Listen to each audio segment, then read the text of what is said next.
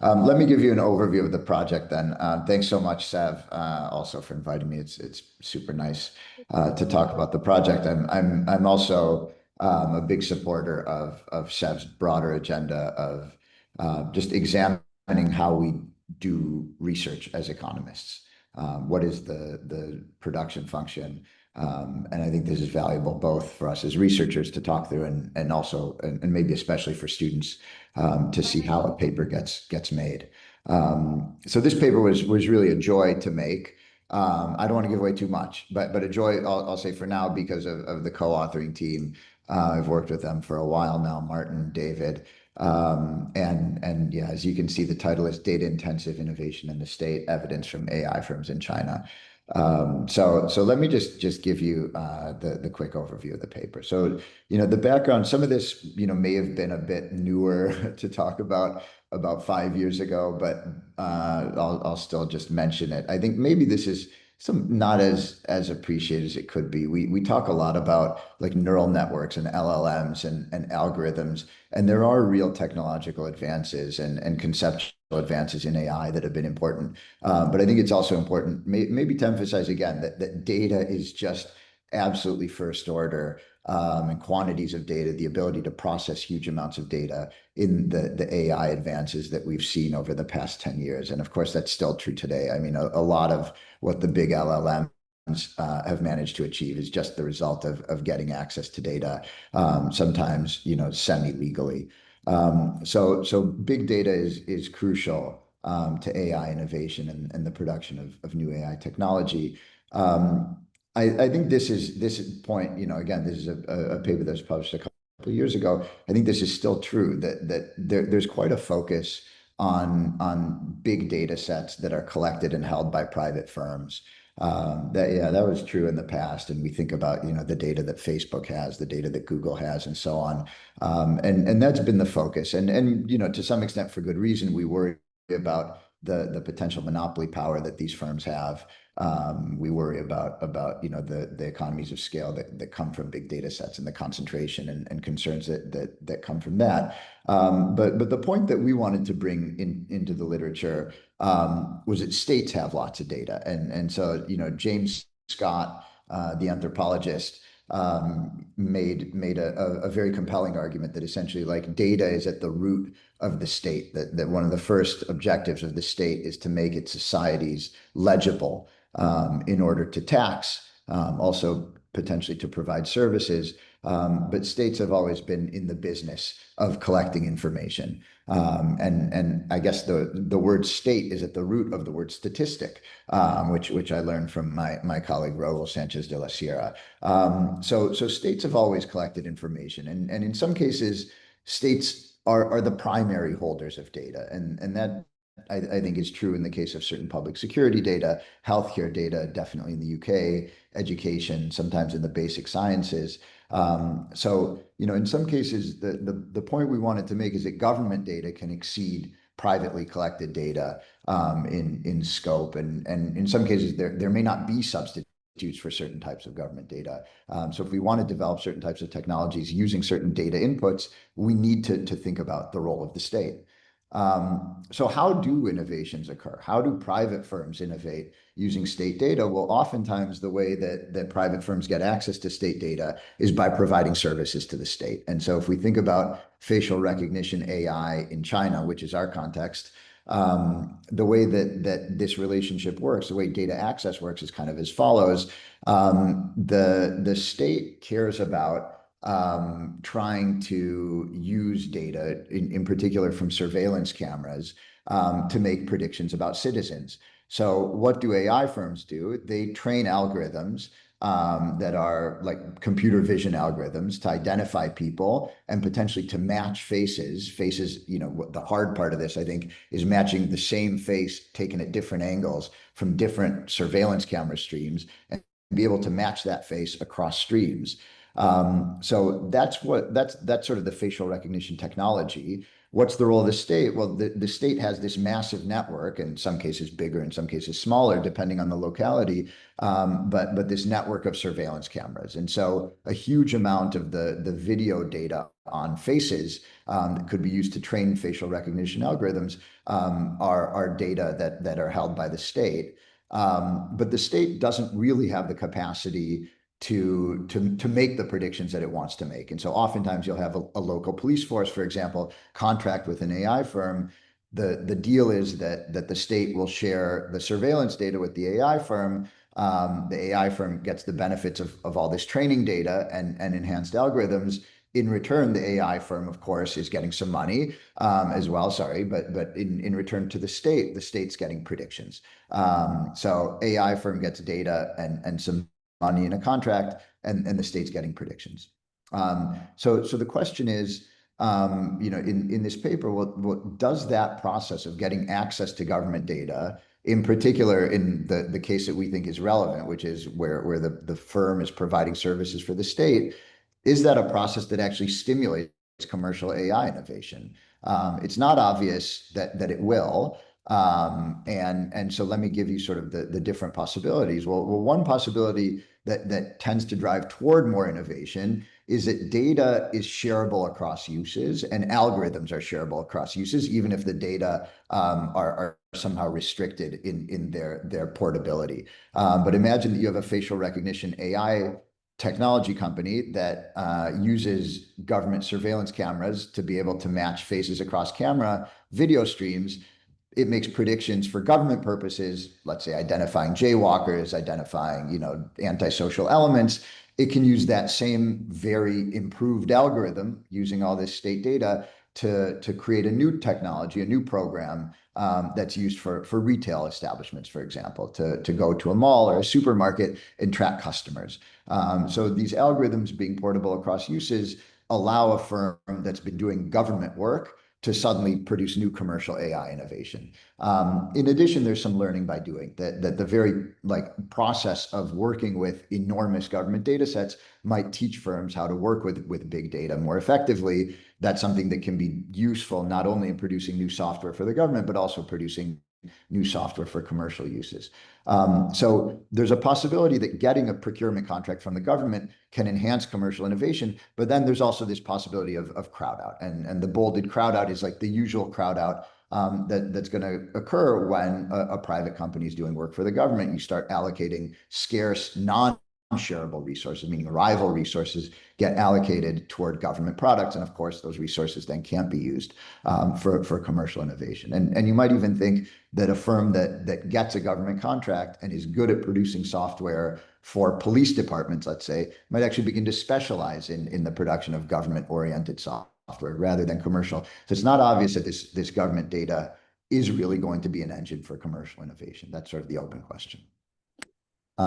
So what we do in this paper is we aim to provide empirical evidence of a commercial innovation consequence arising from access to government data. We're going to provide evidence that the access to government data or more government data actually does enhance commercial innovation and overcomes the crowd out. So, why is this important? Well, if we look at China's emergence as a leader in AI, without going into too much detail, China's emergence as a leading producer of AI, and in particular facial recognition AI, has occurred alongside a growing relationship between the state and private firms, also the expansion of the government surveillance apparatus, and more generally in terms of the role of the state in a data-intensive economy. I think we have a couple points we want to make. One is that we shouldn't just think about the state as regulator of AI firms, which is maybe how you think about the state if you've been focused on concentrations of private data. And in particular, the state is acting as a source of industrial policy and innovation policy every time it works with an AI firm and shares its data. Or allows a firm to have access to government data as part of service provision. Okay, so let me talk a little bit about the empirical challenges that we try to overcome, and then I'll show you the results. I'll just talk through this conceptually, and then I'll skip over the details. But essentially, what we want to do empirically is ask whether access to more government data coming out of a government contract leads to more commercial innovation. And so what we'll do in our analysis is compare software output. So we're going to use software output, new novel software output as a measure of innovation, sort of product innovation, as opposed to process innovation. But we're going to look at this product innovation as a result of different government contracts providing access to more or less government data. So what are the challenges the data challenges that we encountered? Well, first, we wanted to be able to link AI firms to government contracts, and such a database didn't exist, although I'll show you in a minute that the underlying archival materials needed to make those links did exist. We also wanted to be able to measure software output, and not just software output, but also to classify software output by its intended use, commercial versus more government-oriented uses. And finally, I think the biggest challenge was, how do we actually classify whether a firm is getting access to more or less government data? That was one of the big challenges that we had to work through in developing the empirics. In addition, of course, there's a usual identification set of questions. Suppose we can measure everything we want to measure. Well, we can say this firm getting a particular government contract is getting access to more government data. Well, why did it get that data-richer contract? Well, presumably the reason may not have been random. And so we need to think about selection into the contract. That's a usual endogeneity problem. But in addition, there's sort of the exclusion restriction problem, which is that a data-richer contract may also come with other benefits that may enhance productivity. And so we need to think about other mechanisms through which contracts might affect output. Okay, so let me just say, we find Chinese government sources that allow us to first build the directory of AI firms in China. Second, identify the universe close to the universe of government contracts. I could tell you more if you have questions. And given the information in this contracts database, we have a lot of information on the timing of the deal, the products, the monetary amount, which is important. Thinking about other mechanisms through which contracts can work. Of course, just pure injection of cash might matter. And of course, we know the buyer and the seller. This allows us to identify government buyers that are, let's say, specifically police departments, and suppliers that we match to the directory of AI firms, so we can identify this as an AI contract. We again rely on government data to code software production. So all Chinese software must be registered with the Chinese government. We use AI to categorize software into its intended uses, commercial, government, or general. I'll skip over the details of how we did that. The last thing that I think is very cool is thinking about which government contracts provide access to more data than other government contracts. So a first layer that we thought about was public security contracts, meaning contracts with police departments, would provide more data than other types of government contracts. And so we looked at contracts with the police and thought about comparing that to contracts, let's say, with a government bank or hospital or school, thinking that police departments would have more security cameras, therefore more data. But of course, then we thought, well, the contracts with the police may be really different from, in other ways compared to contracts with schools or banks. So how can we measure police contracts that are data rich or data scarce? Well, we can use the same government procurement data that I mentioned before to identify not the procurement of AI, but the procurement of surveillance cameras.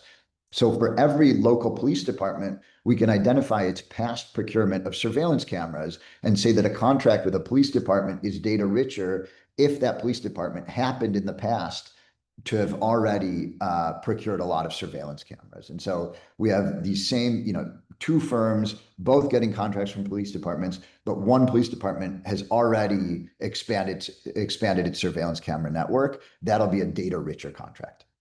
Okay, so then we just do a usual sort of triple diff, comparing firm software output before versus after getting a government contract, not just comparing those firms that get government contracts to those firms that don't get government contracts, specifically comparing those firms that get police department contracts that are data richer versus those firms that get police department contracts that are data scarce. So T is going to be an indicator for a firm receiving its first police department, public security contract. And so we can look at software output around the time that a firm receives any type of public security contract. And in fact, these coefficients will tell us software output around the time of a data scarce contract. The impact of a data rich contract will be the sum of the beta 2s and the beta 1s. And the beta 1Ts in particular are going to be differential software output for firms that specifically get a data rich contract. So this data I is a dummy for a data rich contract. And beta 1Ts prior to the contract are going to tell us about pre-contract differences in software output, and beta 1Ts after are going to tell us about post-contract software differences. And this is plotting the beta 1Ts. So this is the differential effect. So let me tell you, getting a contract from a police department in general has a positive effect on software output. This is the differential effect over and above that effect, specifically when you get a data-rich contract. What you can see is that prior to getting the data-rich contract, firms that would go on to get a data-rich contract produce software in a manner very similar to firms that would go on to get a data-scarce contract after a data-rich contract is received by about, so these are semi-years, so 1 year after to 2 years after to 3 years after,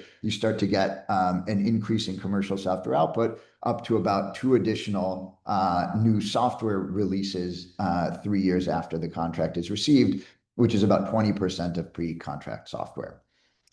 Government software also differentially increases for these firms getting data-rich contracts. And so the point isn't that you're moving only toward commercial for whatever reason. In fact, as you'd expect, if you get a government contract that gives you access to a lot of government security data, you also produce a lot more government software.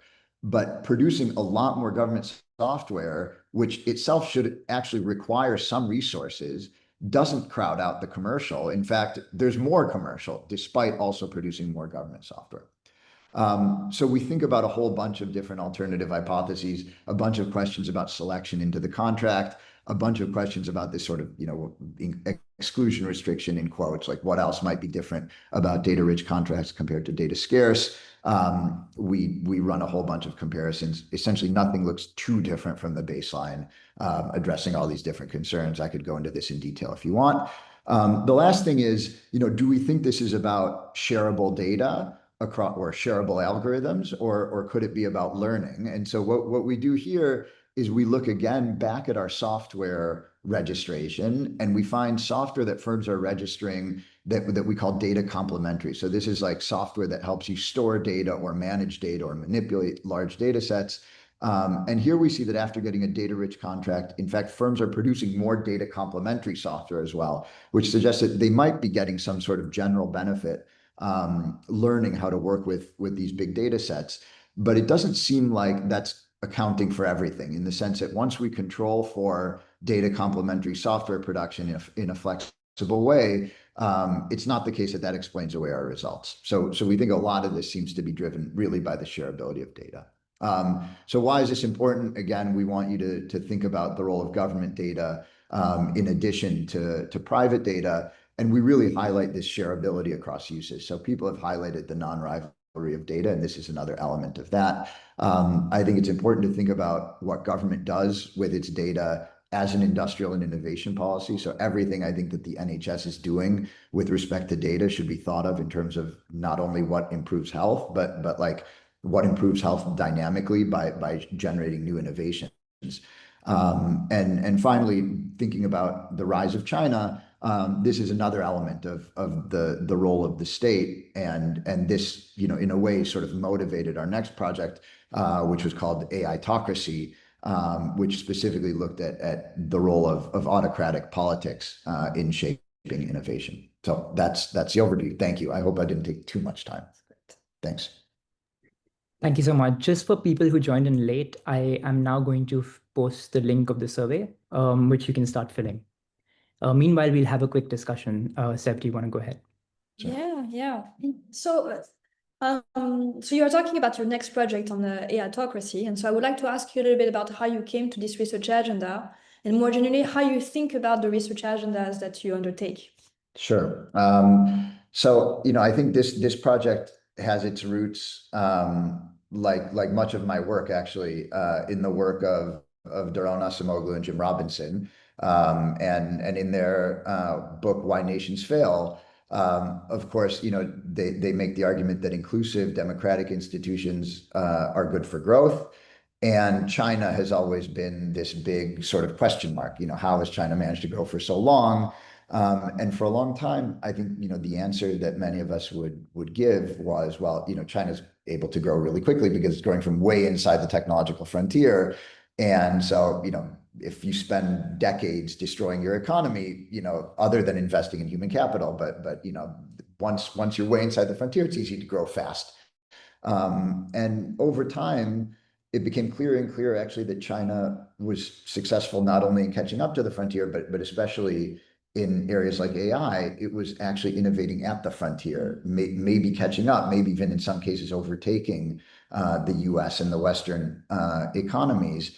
And so David Yang, my co-author who had worked with me on past projects, and I talked about this all the time and talked about, what's going on in China, and trying to dig into the sectors that were at the frontier where China was being so successful. And at least some of those sectors overlapped with the political aims of the state, in a very clear way. And AI was one of those. And it became clear that it was a technology that was part of the social control agenda of the state, which looked different from the usual antagonism of innovators and autocrats that we usually think of, and that's kind of at the roots of a lot of what Daron and Jim sort of think about and have modeled in the past. We would have those conversations. Martin and David were sitting next to each other. I think David was at MIT for a year. Martin was doing a lot of work on the political economy of AI innovation, and conversations started. And so we began to talk a lot about AI, what was special about AI, what was special about AI in China. And eventually we realized a big part of what was different in China was the government data and firms' access to it. And then that started conversations. How do you think more generally about selecting your research agendas? How do you see potential in a research idea, and especially thinking about novelty and innovation, since your project is about innovation? How do you think about that? So, I mean, I think again, like a good amount of my work, I would say, has started with work of advisors, other faculty I really admire, and then think about maybe something like what's a point off the regression line, in this case China, or what's an element of a model that just hasn't received attention. And so in that case, again, thinking about Jim and Daron as two pretty inspirational figures for me. Their work on democratization, the extension of the franchise, which has sort of social mobilization as one of the key components, but that social mobilization isn't sort of richly modeled, and there hasn't been much empirical work on that side, and so that helped push toward an agenda that I worked on also with David on social movements and protests. And so thinking a little bit about these elements of the models that haven't received attention, maybe because something was hard to measure. In the case of protest, it was beliefs. In the case of China and innovation, it really was like, thinking about what is this point or observation that ideally is an important data point that doesn't fit the usual story. Can we understand it? So you've spoken about the importance of the question. Of course, there's another thing that should guide whether you decide to undertake a project or not, which is the feasibility set. And so did you have thoughts on, when should you quit, in a sense, when you realize that it's not feasible? And more generally, how do you think about these constraints and potentially lifting the constraints when they are... So, I would say having a great team of co-authors helps make more things possible. And in this case, I've worked with David a long time. Many of you know him. He's incredible and helps relax a whole bunch of constraints because of his capacity. But what was interesting was actually working with Martin also changed the nature of our collaboration. And so although we don't have a macro paper, we had conversations about what a macro paper might look like. And so we always had this feeling that, well, if we can't get rich enough data to write like an applied micro causal piece, we might be able to collect enough data to write a more conceptual piece that then could feed into a macro model. And Martin would have, the great expertise in that and be able to push the frontier in that way. And so I think building a broad team and realizing that like there are different ways to contribute to our understanding of a problem, whether it's applied micro and like causal effects through an identification strategy or a model that is enriched with some data. We felt like we really could make some progress on this. How do you think about complementarities in production? So here you already mentioned that you guys had very different skills. How important is this for your choice of collaborators in general? Or how do you choose your collaborators if it's not the primary criterion? So I think I think some of it is a little bit, serendipitous. So in this case, it was the fact that David and Martin were sitting next to each other that really brought us together. I think, I don't think that there is much of an answer beyond have conversations, far and wide, and ideally, have conversations that really spark new ideas and you hope that then that can be sustained as like a productive and actually engaging and fun collaboration. And in this case, it was. Wonderful. Vassal, how are we doing? Should we? We're doing great. I think we can get started on the forecast. So I'm going to share my screen now. Also, a reminder to the audience to feel free to mute yourself at any point. Have any? Okay, so Noam, how about this? I'll take the first two questions on the timeline and the early presentations, and then we'll move on to peer review. So the first question was, how many years do you think it took the researchers to go from conceiving the idea to getting it published? These are the audience responses, and this is what Noam said. And yeah, I mean, not bad. Yeah, so maybe, it was a bit slower than you thought. But yeah, I mean, were we slow? I mean, it was a long time coming. I mean, I don't know when you want me to get into the process of how the project evolved into the form it took in the paper. But I'll we can say, do that right now. okay, that's a good time. So let me say, it began, in the first year, conversations about innovation under autocracy. And some of the earliest conversations between David and Martin were around the idea of like directed technical change by an autocracy. And so suppose you have an autocracy that's collecting data specifically for purposes of political control, then what will the trajectory of innovation look like? How distorted will it be? Will it generate a comparative advantage in an international model with trade? What else looks different when the state is providing a key input and the state is authoritarian? Then we actually broadened our thinking and began to think, well, let's not assume an authoritarian state. Let's just assume, well, governments collect a lot of data. It could be the British government collecting a lot of healthcare data. So now suppose that we just start with the basic idea that states collect a lot of data and use that data in the provision of public services. How does that shape an economy? And that opened up a range of different questions about like privacy concerns. So in a democracy with more privacy concerns, then the state may collect a lot of data, but it may not shape innovation very much, either directing it in a particular way or promoting it. It'll be more limited because of the privacy restrictions. And so we began to realize that there was something interesting on the macro side, we felt, about the state as a data collector and potentially as a provider of data into a data intensive economy.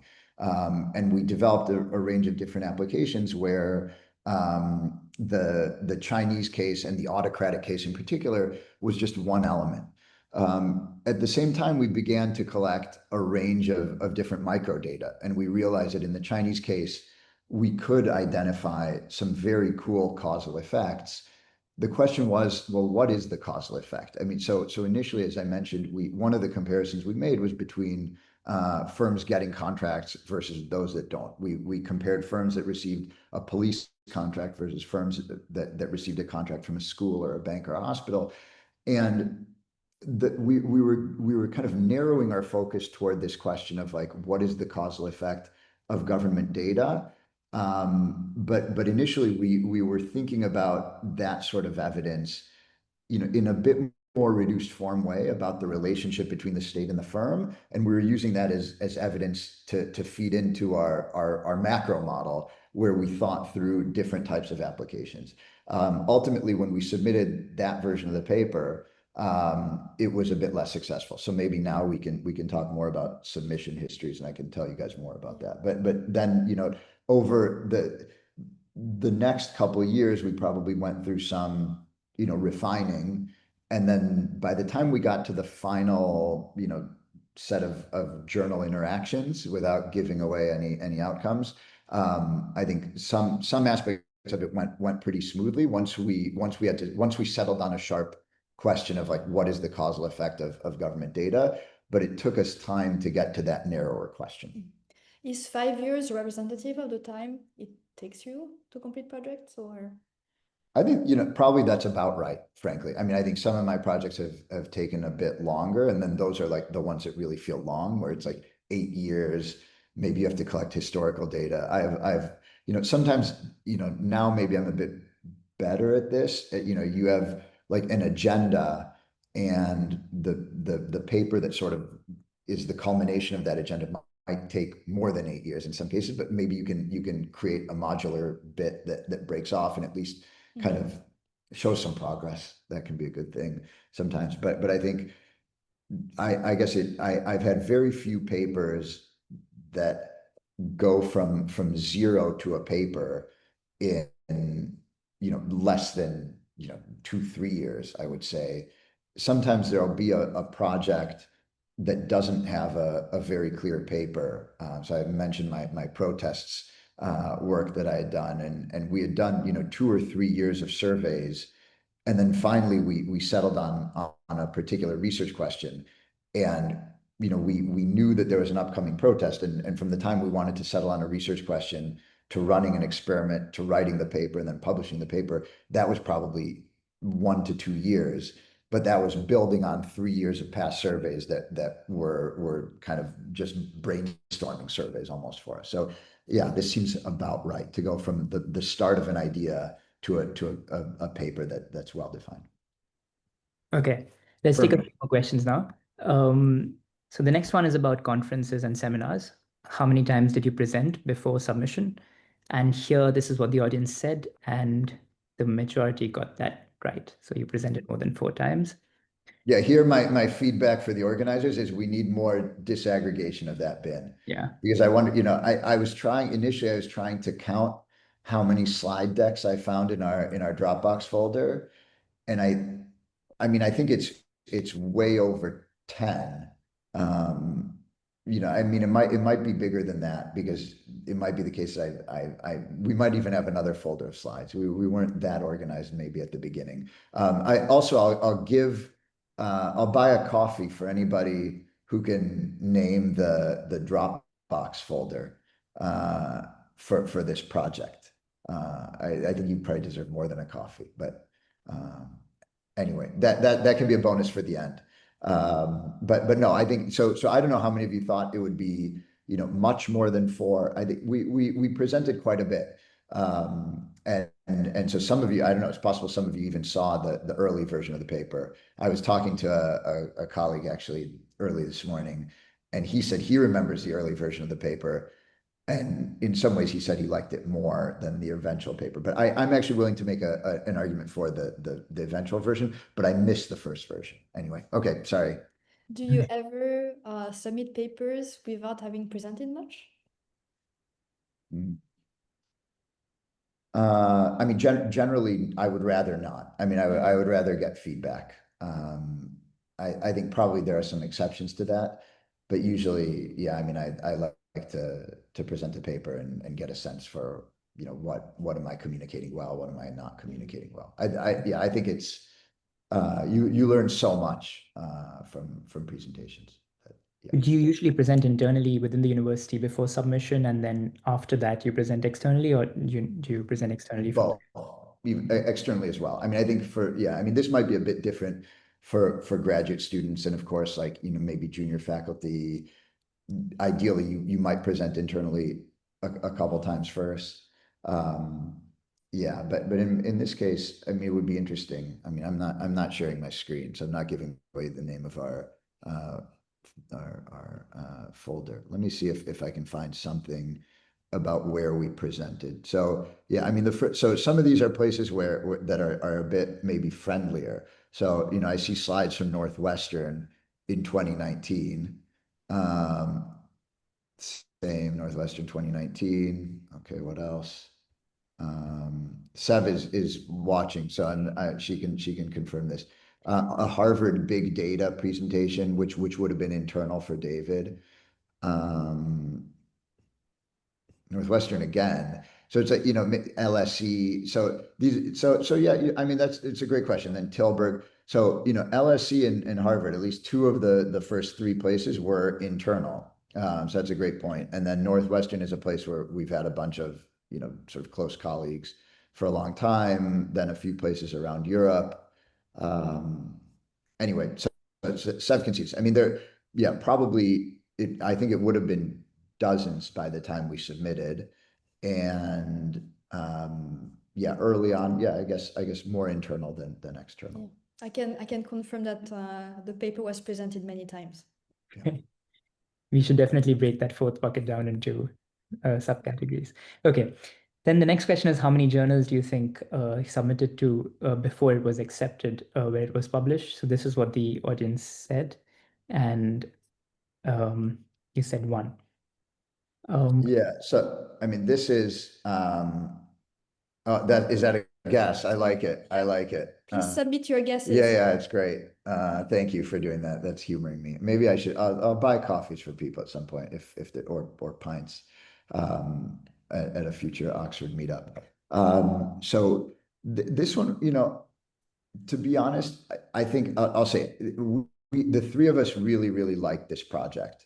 I think we thought the first version of the paper, as I said, was like really ambitious. We felt like this point about government data being valuable was really overlooked, and we thought we were able to say like new things about it empirically. And then Martin, I'll give him credit, would like drew out, I think, super interesting sort of macro implications. Everything, as I said, from privacy to autocracy to innovation policy, that he could look at, both in terms of like growth rates and direction of technical change, bias of technical change. It was super cool. And I say that as an outsider to the macro part of that. Really, I really liked that.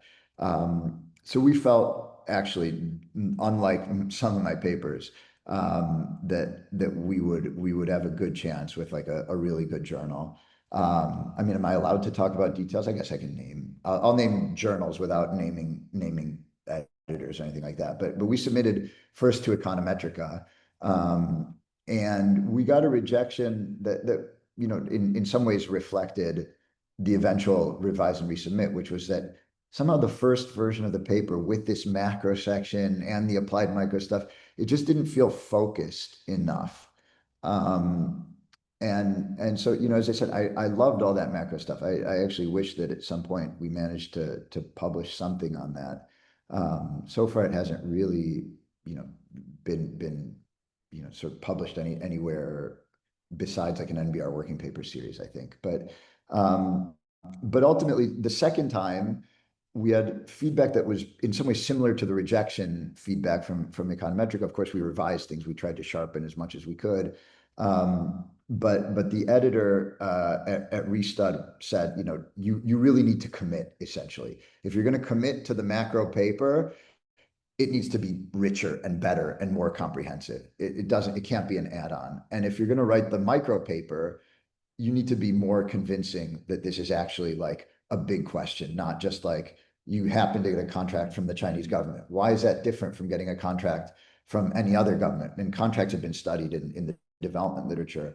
What's different about data? And so we really got pushed to ask the question about data, and to think, and then we ended up, you know, moving toward a simple, very partial equilibrium framework on the role of data in the production function, and that kind of clarified possible crowding out, different mechanisms through which data might work that are kind of our mechanisms plus other confounding mechanisms. And it really clarified what we were doing in the empirics, and it organized our empirics in a different way.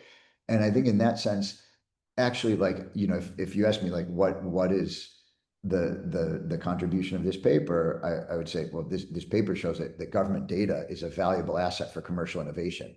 Like, to me, that's just like, you know, again, and I say this in a way, I'm the recipient of like other people's, you know, help in crafting that contribution, very much the editors actually at Restud. That wasn't exactly the point of our first paper. First paper was like big, the state, all these different elements that were cool, and I love that. But like, I think to have a paper where somebody can go to the British government and say, look, your data is valuable. Like, make sure that what you do when you do governance is also innovation policy. I think that's incredibly important. So I actually, you know, I don't do that much stuff where I talk to people about policy, but to the extent that I tried to make one strong argument that I think is grounded in my own research, that's one argument I feel like I can make, and it's based on that process. And so it was like, yeah, rejected the first journal, a bit too vague. Arnart, the second journal, a bit too vague, but with the chance to really sharpen it and with some direction. And then, you know, again, I can talk more about that specific revision process, but then luckily it found a home in that second submission. Your rejection at Econometrica, did you read this as encouraging? Were all the referees on the fence, all negative? How did you read this? I don't know. I mean, Sev can look with me. I mean, I think not terrible, not terrible at all. I think so. Sev can now look at my referee reports. So let's look. So the editor's letter was, you know, there are some positive things. Paper is well written, surely makes a valuable contribution to the literature. I learned a lot reading it. This could be cheap talk. I write editorial letters too. No, it's not but not terrible. Yeah, anyway, I don't think so. Editorial letter, I would say, you know, nice, nothing too harsh. No, I think the referees were pretty nice actually. Um, I think they really did like aspects of it. So, you know, I really enjoy reading the paper, appreciate this, appreciating that. And then I don't know. Yeah, it wasn't terrible. I think that it, you know, I don't want to read referee reports, you know, and while people are here looking at us. But I think there are questions about like external validity. You know, what is it about this sector? What is it about China? Yeah, I mean, I think here some identification questions, empirical questions. I don't know. I mean, it's fun. So here, this, you know, there's a strength and weakness of the papers that data is never actually observed. So is your data intensive measure a good one? I think we managed to improve stuff for the second submission. I think sometimes people also for econometrica just have like, you know, crazy standards. But no, I think I don't, we weren't discouraged. I think, you know, it would be interesting, you know, to compare actually the first and second submissions. I think we definitely changed the paper, but I think we felt from the econometrica submission that our rough approach was still broadly the right one, and actually it was really the R&R at Restud that led to the bigger change. Okay. This relates to the conversation we're having. How many rounds of revision do you think the paper went through? This is what the audience said, and this is what you said. So yeah. So this one I wasn't exactly sure what you meant, and so I thought I would clarify, because and there's even an interesting element which I think was useful for us. So we submitted the paper, we got a revise and resubmit. The revise and resubmit, as I said, like was essentially largely about what exactly is the contribution you want to make, and then there'll be a pathway forward for different types of contributions. But the editor laid out, you know, two different visions for the paper. And so we actually had a call with the editor. We sent a follow-up email saying, you know, we have an idea for pursuing a particular path with the paper. We wanted to check with you whether you thought that this was, you know, a reasonable way forward. And I would say, again, as an editor myself, I really welcome that. And I usually in R&R decision letters, I think I maybe always have a line saying like, if you have any questions about this, please feel free to contact me. And I genuinely mean it, in part because of this experience. It was really good. So the editor, obviously couldn't promise anything based on that call, but at least suggested to us that we had a path forward for a particular way to go with the paper. And then after that, we also had a conditional accept round. So I didn't know if that counted. So somewhere between, we had one real R&R, and then the second decision was a conditional accept. But I thought I'd mark two because we had the phone call, and then the conditional accept, had some more meaningful points to be made, actually. I can't quite remember all of them, but one of the referees, we felt, was unhappy with something about the paper that we thought we actually were addressing. But we really invested more the last round in clarifying that about, like, what was the difference between the data rich and the data scarce contracts, for example. So yeah, one revised resubmit and one conditional accept with some real change. All right. And then how many months did it take to address the comments of the referees? This is actually, most people overestimated this. So how was I mean, so there, I was shocked by this too. I think this is right. I was doing this based on timestamps, and I was surprised that it looked like from the decision to the resubmission was 3 months.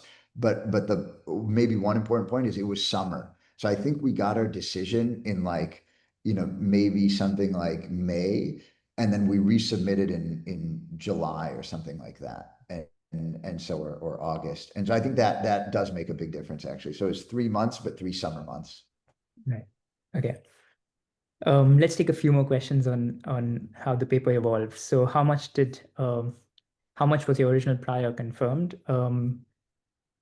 Here the audience says what you said, which is mostly aligned. How many times was the pitch revised? Yeah, this you've already mentioned, was revised once. Yeah, one big one though. I mean, so in that sense, yeah, I think that was a really important. Yeah, it was like a fundamental choice to reframe. And was this during the review process, or was this during your presentation, when you were presenting? Yeah, no, this was during the review process. Yeah, very much coming from the first R&R decision. And did you feel like it went in the direction of narrowing, making your claim more precise? What's the nature of the update? Yeah, much sharper, I would say, which, as I said, I think the paper lost some of the interesting, maybe more speculative aspects, but did get much sharper. And I think, I see the value in that. Mm-hmm. How many times was the introduction changed purely for stylistic reasons? Here, most people overestimated that. So 1 to 3 times is what you said. Yeah, I mean, that one's a tough one though. I will say. So I think 1 to 3 times in terms of, like, we would change the way we sort of situate our paper in literature, clarifying some of the key points in our empirics. One thing I would say though that might be, again, it'd be interesting for you guys to get the metadata from my Dropbox, because it's like, if you look at the sheer number of drafts in the Dropbox, there might be 100 drafts. I don't know. So this is not to say, and maybe that's really an important caveat for a lot of this. I mean, some of this might look really like easy and like, we just, it came out fully formed. We just revised it once. We rewrote the intro 1 or 2 times. I mean, but that could not be, in some ways further from the truth. Like, there was a ton of like marginal rewriting. And so when I answered this one, I would say it was really, these would be more like structural rewrites for example, like, the way I think about the closing sections of an intro is like, you want to speak to, let's say up to 3 literatures and make clear what is your contribution to each of those 3 literatures. We might change that 1 to 3 times, like that big structural change 1 to 3 times, but the fine variation in terms of like, how exactly do we describe our empirics? How exactly do we make the case? I think that would be way more, actually. So for those of you thinking like drafting happens frequently, you're absolutely right. Okay, then we asked them how, on a scale of 1 to 5, how challenging they thought each of these tasks were.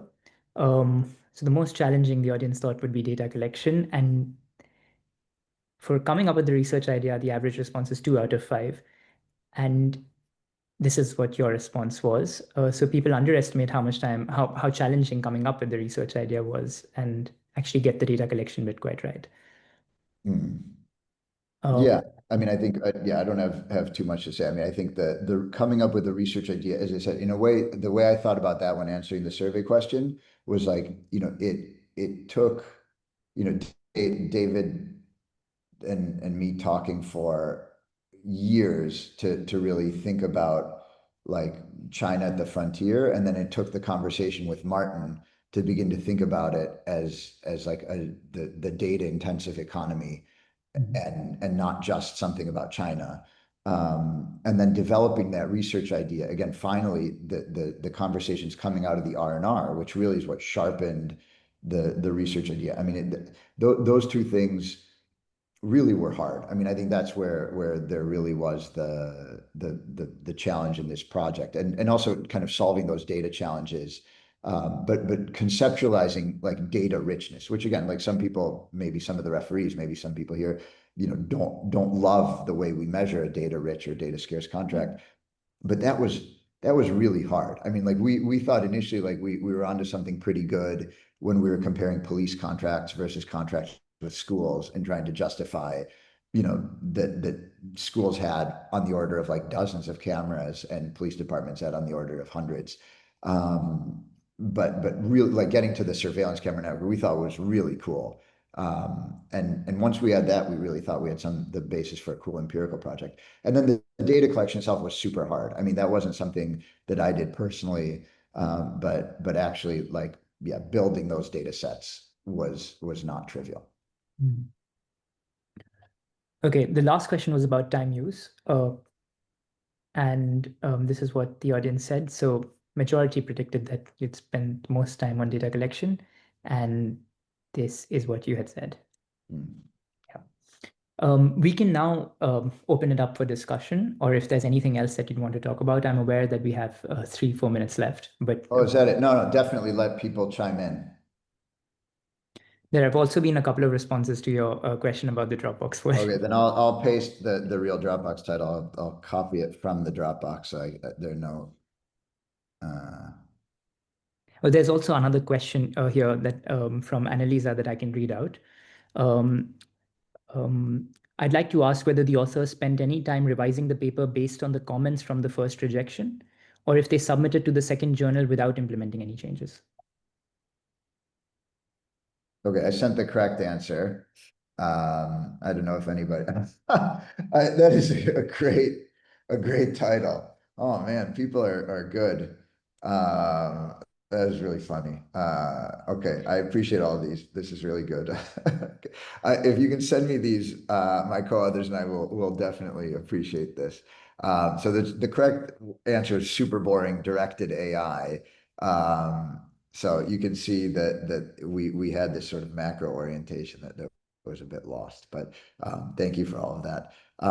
The question about how much it was revised. So I think we kept the same broad approach, of like thinking about the micro data as almost like a case study of government contracts that provide access to data, generating innovation, and using that to feed into the macro analysis, which I think revealed a lot of the interesting economics. I believe that's true. So, just to give you a sense so I'm showing Sev. So abstract one was data intensive technologies like AI are increasingly widespread. We argue that the direction of innovation and growth in data intensive economies may be crucially shaped by the state, ... The next submission was, let's see if I can find that. Maybe it's this. So I can see already the abstract is shorter. It's shorter, yeah. Artificial intelligence is data intensive. States have historically collected large amounts of data, which is now being used by AI firms. we study how government data shapes AI innovation. We find evidence of a precise mechanism, which is getting sharper, which is interesting. And then finally, the resubmission, or the sort of last one, I think, was developing AI technology requires data. In many domains, government data far exceeds in magnitude and scope data collected by the private sector, and AI firms often gain access to such data when providing services to the state. We argue that such access can stimulate commercial AI innovation, in part because data and trained algorithms are shareable across government and commercial uses. So it did evolve. And I think, we definitely took to heart the first round of reactions, and at the very least we felt we were making compelling argument that was close. So I think we didn't deviate too much, and mainly tried to clarify. And then finally at the end we quite sharply pivoted. All right, thank you. Any other questions?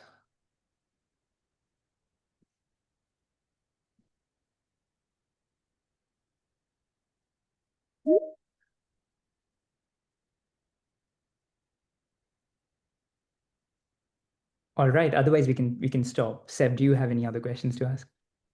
I think I already asked so many questions, but I think there's this question of how much should you invest after a rejection. In a sense, you don't want to piss off.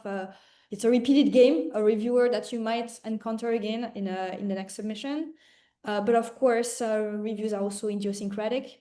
So how do you think about striking the right balance on these dimensions? Yeah, I mean, I think I would definitely take seriously referee comments. I mean, and try to respond to each one as if it's well meant. And yet, believe in your paper. And I would say try to push the paper that you care about as much as you can. Of course, we care about publication, and so especially when we're part of the R&R process. As part of the R&R process, you want to give a little bit of a say to the editor. I mean, in some ways, that's the editor's role, as somebody who has a bit of like an outsider perspective, maybe a big picture perspective on what might generate impact. And so I think taking the editor's guidance is probably both wise and strategically like a good move on the publication on the publication front, but also wise in terms of trying to craft a paper that an outsider sees as the highest impact paper. The editor wants to maximize citations, essentially. And so in that case, I think, broadly, we probably did the right thing of trying to keep the same orientation from the rejection to the next submission, obviously being a bit responsive. And then I think we did the right thing, again, responding to the editor's guidance, to change the paper a bit more within the R&R process. I think, had we tried to do that between submissions, I think we might have felt like, we're changing something without fully believing in it ourselves. And, who knows to what benefit. Editors do have very different tastes.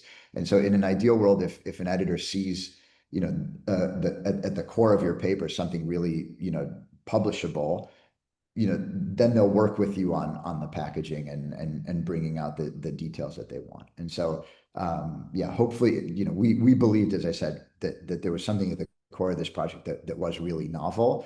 And we were lucky to have an editor who saw that, and then, was patient with us and helped us, reach a conclusion that I think was a bit different from the first paper, but also really cool. Amazing. Oh, we have here. How did you choose the second journal for submission? I mean, that is a really good question. I mean, I think we felt, that we had a paper that was a bit unusual in that we, especially when we first submitted to both journals, it was this mix of micro and macro. So we felt like we wanted somebody who would either really appreciate the substance of the work, namely like AI and innovation. And, again, without trying to go into specifics, like, we felt like Econometrica had editors who were interested in innovation and the economics of innovation. And so that we thought was great. And because somebody interested in the substance would also, I think, naturally be interested in both the micro and the macro of the substance. And at Restud also, we felt like there was an editor who would really appreciate sort of the micro and macro approaches together. And then at the end, of course, like it narrowed some. I mean, it's still the case. The Restud paper has a little bit of the motivating material at the macro level of like, here's what's been happening to China's economy. But yeah, I think it was pretty editor driven, I would say. Thanks. That's so helpful. Sure. Thanks for the question. Good to see you, Anandi.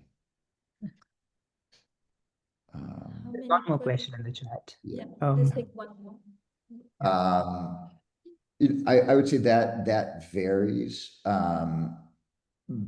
depending on the moment, but I would say, my own work, I think kind of fits into like three strands usually. And I think I've had mostly those three strands going for a while. Like one is more historical.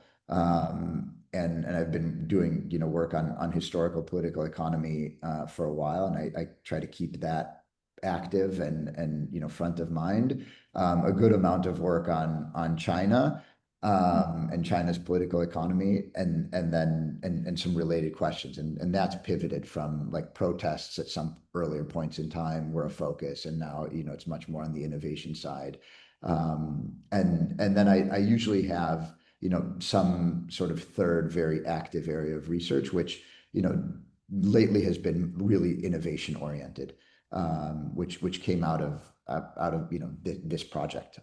So I feel like with those, I think anything more than three broad areas of work can spread. Well, I'm probably already spread a bit too thin, but even more too thin. But I also think that one project or one agenda can also, especially if it's just one paper, at some point you hit some sort of bottleneck. And then usually just for the joy of diversity of ideas and stuff like that, it's nice to move across a couple different domains.